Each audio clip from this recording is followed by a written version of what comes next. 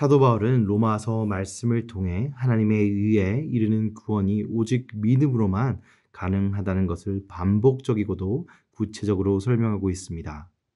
지난주일 본문 말씀인 9장 말씀을 시작하며 사도 바울은 이스라엘 백성들의 조상인 아브라함의 자손 중 하나님께서 야곱과 그의 자손만을 선택하는 것을 예로 들며 하나님의 주권적인 선택으로 통해서만 하나님의 구원이 우리에게 이루어짐을 말씀하고 있습니다.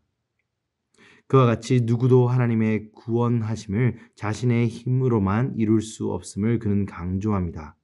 그리고 우리의 구원은 오직 하나님의 주권 안에서만 이루어질 수 있음을 로마서 9장 말씀은 자세하게 설명하고 있습니다.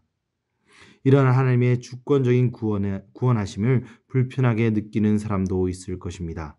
혹은 불공평하다고 느끼는 사람도 있을 것입니다. 하지만 이것은 하나님께서 모든 것을 창조하였으므로 모든 것이 하나님의 구원이 전적으로 하나님의 오래 참으심과 아들 되신 예수 그리스도의 죽음으로 이루어졌기에 우리는 그에 대해 어떠한 의도 제시할 권리가 없음을 살펴본다면, 그리고 그 말씀을 사도 바울은 이전 본문 9장 말씀과 로마서 전체를 통해 우리에게 변증하고 있는 것입니다. 오늘 말씀은 사도 바울이 이러한 하나님의 주권적인 구원하심이 이스라엘 백성 안에서뿐만 아니라 이방인들에게도 이른다고 분명히 말씀하고 있습니다. 30절 말씀 후반절에 따르면 의를 따르지 않는 이방인들이 의를 얻었으니 곧 믿음에서 난 의요이라고 말씀하십니다. 유대인들에게는 이러한 복음의 메시지가 받아들이기 힘든 메시지였을 것입니다. 하나님의 법을 그들은 이미 받았고 몇백 개로 해석되어 있는 율법조문을 완벽하게는 아니할지라도 자신들의 나름의 조건으로 따르며 열심을 낸 그들이었기 때문에 하나님의 법을 가지지도 못하고 하나님의 법을 따르려고 노력하지 않는 이방인들이 하나님의 의에 이를 수 있다는 것을 이들이 처음에는 용납하기 힘들었을 것입니다. 그렇기에 사도 바울은 그들을 향해 율법을 가진 유대인들이 그 율법을 통해 하나님의 의에 이르지 못했음을 31절 말씀을 통해 지적합니다. 그리고 오히려 그들의 행위와 그것을 의지한 그들의 행동이 예수 그리스도의 구원함을 그들에게 받아들이지 못하게 만들었고, 31절 말씀에서 유대인들은 오히려 복음이 그들에게는 부딪혀서 넘어지게 하는 장애물이 되었다고, 하나님의 율법을 받지 못하였지만 믿음으로 예수 그리스도를 의지한 이방인들은 하나님의 구원을 선물로 받는 놀라운 역사가 일어났다는 것을 설명하고 있습니다. 오늘날 우리는 이 말씀을 통해 우리의 구원이 어디로부터 왔는가를 다시 한번 되새겨야 합니다. 우리의 행동과 우리의 의가 아닌 하나님의 전적인 우리를 구원하시려는 그 선택하심과 우리에게 아들을 주신 그 은혜로 말미암아 우리가 구원을 얻었음을 기억하고 그 사실을 마음에 새겨야 할 것입니다. 이러한 은혜가 우리 마음 가운데 새겨질 때 우리는 우리의 부족함에도 불구하고 하나님께 나아갈 수 있는 담력을 얻게 되는 것입니다. 한국 사랑의 교회를 담임하셨던 옥하는 목사님께서 제자 훈련 중에 구원의 확신에 대해 훈련받고 있는 사람에게 물어본 적이 있다고 합니다. 그런데 그 중 한 형제가 구원을 받았다는 것은 하나님의 말씀대로 살아간다는 것인데 자식은 아직 그런 자신이 없고 주의 크리스찬이라고 하면서도 하나님의 말씀대로 살지 못하는 사람을 보며 자신은 그런 위선적인 삶을 살기 싫다고 말하고 그 자리를 박차고 일어나는 것을 보았다고 합니다. 그리고 그 이후 그 제자훈련에 그 형제는 더 이상 참가하지 않았다는 경험을 그 목사님의 책에서 읽어본 적이 있습니다. 우리에게도 이러한 형제의 모습이 있을 수 있습니다. 하나님의 구원하심은 전적으로 하나님의 의와 하나님의 오래 참으심을 우리가 믿음으로 의지하는 것인데, 그러한 믿음의 결단보다 우리의 생각으로 우리의 잣대로 남들뿐만 아닌 우리를 시험함으로 그것을 극복하지 못하는 우리의 모습이 있을 때도 있습니다.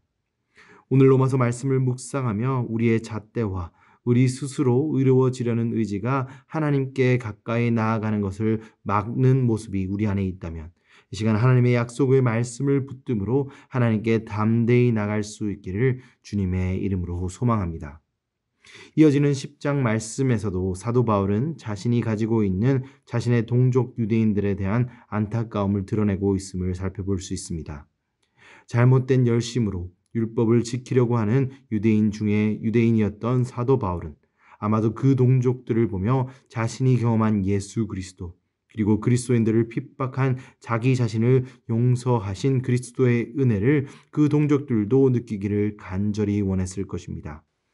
그리고 그들이 그토록 자신의 행위로 이루어내려고 했던 율법의 열심을 지켜 이루어내려고 하는 그 거룩함을 이루는 방법을 그들을 위해서, 또 다른 우리를 위해서 복음의 말씀을 설명하고 있는 모습을 살펴볼 수 있습니다.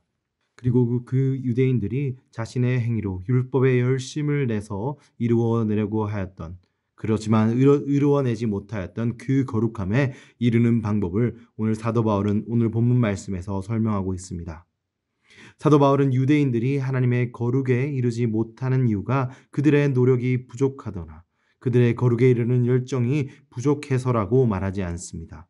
오히려 그들에게는 누구에게도 비교해도 부족함이 없을 열정이 있었으나 그 열정이 너무 크기에 오히려 그것이 그들이 궁극적으로 얻으려고 했던 하나님의 의로움으로부터 그들을 멀어지게 하고 그들을 넘어지게 하여 하나님의 의에 이루지 못하는 것이라고 설명하고 있습니다.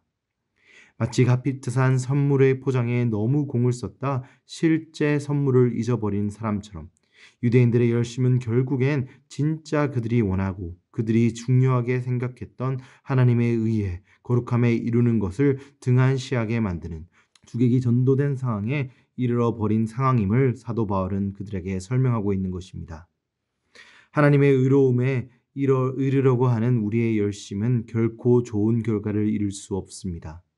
왜냐하면 우리의 능력과 우리의 열심은 결국에는 우리 안에 있는 죄성에 넘어질 수밖에 없기 때문입니다. 많은 교회의 분란들이 교회에 열심히 있는 사람들에게서부터 일어남을 알 수 있습니다.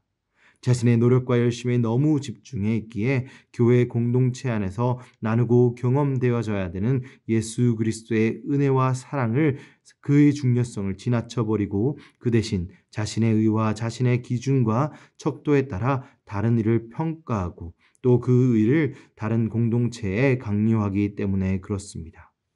처음에 좋은 의도로 시작했던 그 열심이 결국에는 오히려 하나님의 은혜를 받는 데 방해가 된다는 것입니다. 그렇다면 우리는 무엇으로 하나님의 의에 이룰 수 있습니까? 오직 믿음을 통해, 오직 하나님의 은혜를 통해 우리는 하나님의 의에 이룰 수 있음을 기억해야 됩니다. 그리스도의 은혜를 통해 성령 하나님의 인도하심을 얻고 그 인도하심을 따를 때 나의 열심, 인위적인 노력을 통해 하나님의 의에 이르는 것이 아닌 하나님의 의를 사모함으로써 그 성령의 인도하심에 성령의 목소리를 듣고 하나님의 이끄심을 받음으로 우리가 하나님의 의와 거룩함에 이룰 수 있다는 것입니다. 그렇게 오늘 본문 말씀 10장 4절 말씀에 예수께서 율법의 마침이 되신다는 말씀이 우리에게 진리가 됩니다. 우리의 본성은 이미 불의를 향해 기울어져 있습니다. 그렇게 아무리 많은 노력을 한다 하여도 조금은 나아질 수 있지만 결국에는 죄로 불의를 향해 나아갈 수밖에 없고 율법을 깨뜨릴 수밖에 없기에 죄의 형벌 앞에 놓여줄 수밖에 없는 것입니다. 그러나 예수 그리스도의 은혜가 우리 가운데 임해질 때 불의를 향해 기울어지고 있는 우리 존재가, 우리의 길이 하나님의 의로 나아갈 수 있게 다시 한번 평행을 이루는 것입니다.